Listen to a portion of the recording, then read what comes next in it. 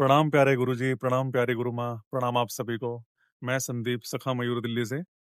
गुरुजी से मिलने से पहले मैं कई गुरुओं के पास भटका, कई गुरुओं के पास मैं मतलब ये भी मेरे मन में आया गुरु बदलना नहीं चाहिए, जैसा हमें सिखा दिया जाता है कि गुरु बदलोगे तो पाप लगेगा। मेरे मन में भी कहीं न कहीं बात अटक गई थी। जिस तरह से हम बीमार होते हैं, हम डॉक्टर चेंज करते हैं, तो हमें गुरु को भी चेंज करना चाहिए अपनी यात्रा के लिए, जो मेरा पर्सनल एक्सपीरियंस है। क्योंकि इतने भटकाव में, भीड़-भाड़ में गुरुओं के ब बस दर्शन कर ही लोग खुश हो रहे हैं। कोई वहाँ पे गाइड करने वाला नहीं है साधना में।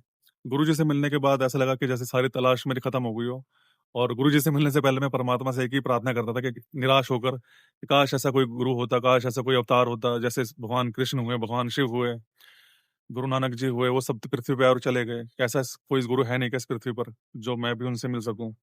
परमात्मा ने वो मेरी प्रार्थना स्वीकार करी। इतने धक्के खाने के बाद में मुझे सद्गुरु श्री आदिनाथ जी से मिलने का शुभ अवसर मिला।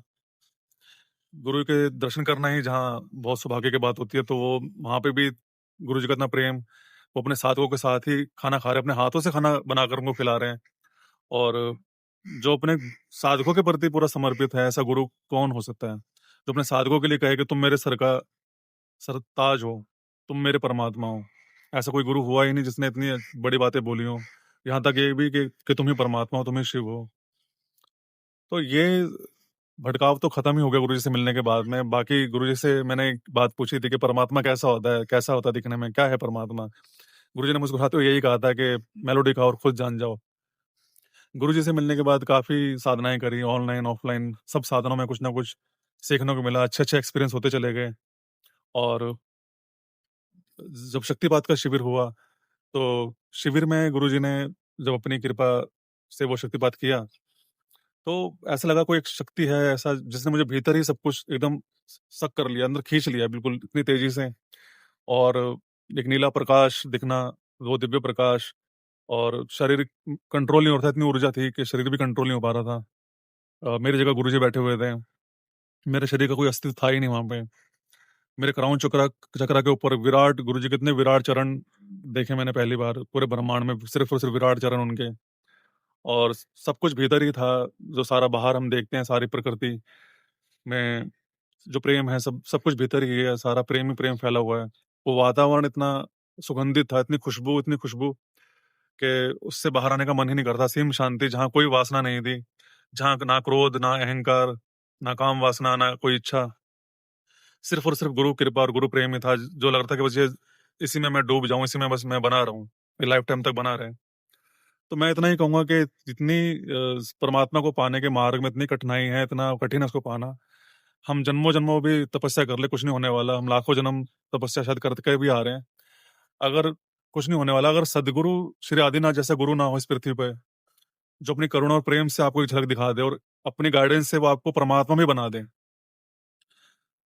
तो वो उनकी सिर्फ़ उनकी कृपा से ही हो सकता है। अदरवाइज़ तो इतने यहाँ गुरु हैं, जितना मैं अपने एक्सपीरियंस से कहता हूँ, इतने भटका हूँ मैं गुरुओं को लेके, जो सिर्फ़ और सिर्फ़ हमें गिल्ट देते हैं कि आपको ये आपने ऐसे कर्म करे हैं, आपने ये नहीं खाना, आपने वो नहीं खाना, आपको ये करना पड़ेगा, आपको वो करना पड़ेगा, गंगा जी में नहाना पड़ेगा, पता नहीं क्या-क्या त्याग करने पड़ेंगे।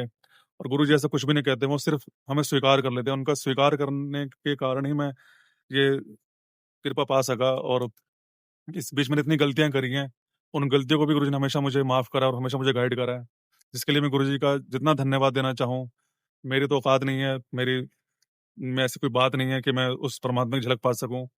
मेरे तो हालाँकि मेरे लिए तो सद्गुरु श्री आदिनाथ जी ही मेरे परमात्मा हैं। उनका सानिध्य ही इम्पोर्टेंट है, जहाँ उनके साथ बैठ के नॉर्मल भी बात हम करें तो इतना कुछ घटने लग जाता है। इतने सारे शिविर में कुछ ना कुछ सीखने को मिलता है।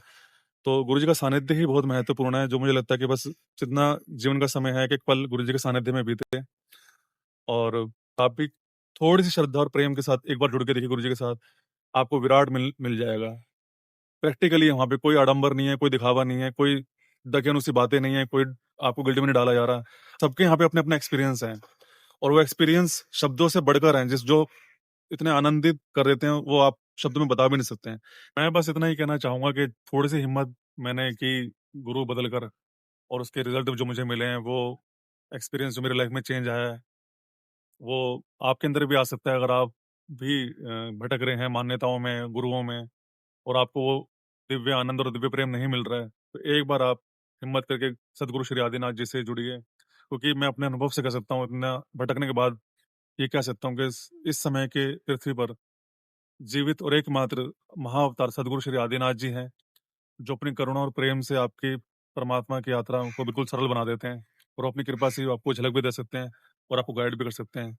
आपकी चाहे पर्सनल लाइफ में प्रॉब्लम्स हो, चाहे वो अध्यात्म में प्रॉब्लम हो, हर चीज़ का सॉल्यूशन है उनके पास में, हर चीज़ में उनको गाइड करते हैं।